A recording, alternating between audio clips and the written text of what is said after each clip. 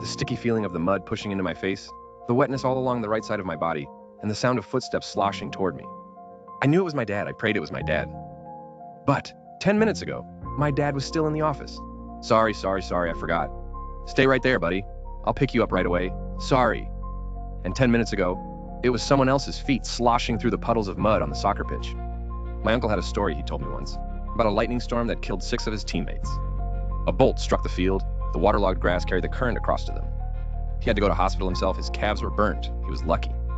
Whenever he sees a lightning strike now, he says he also sees their black silhouettes jumping out against the white flash. 10 minutes ago was the first rumble of thunder. Everybody was gone home. I turned down the coach's lift because Dad was coming to collect me. And then a voice burst out of the dark, hopeful, yearning. Alex Robbins! And then footsteps started coming toward me. I turned around to say that that's not my name, it's my uncle's. But there was no one there. The night was dark, the rain falling thickly, the light by the dugout all I had to see by. But there was light enough to tell clearly there was no one there. I could hear the footsteps, and then, halfway across the field, I made out some strange splashes forming and advancing quickly toward me. Save me, Alex! I turned to run. I didn't know what was going on. I didn't want to find out. I turned to flee, but in my panic, I slipped. I hit the ground with a wet slap, and then I heard footsteps sloshing behind me.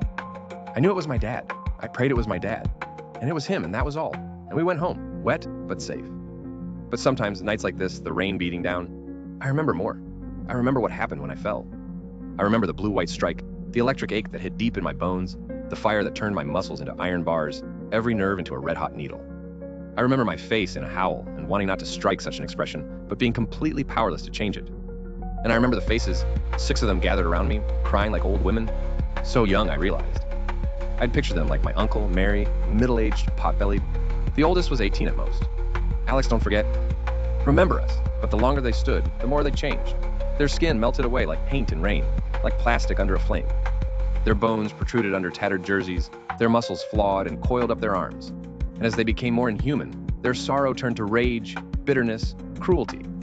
Alex, hurt them like this. Hurt them for us. Remember us? I shut my eyes from the horror.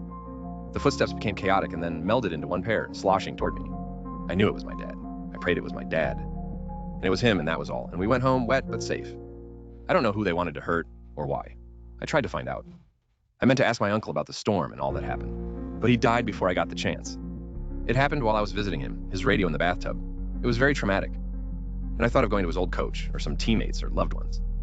But people who were actually there, who actually knew the kids who died, are becoming harder and harder to find. It doesn't really matter. It's local history by now.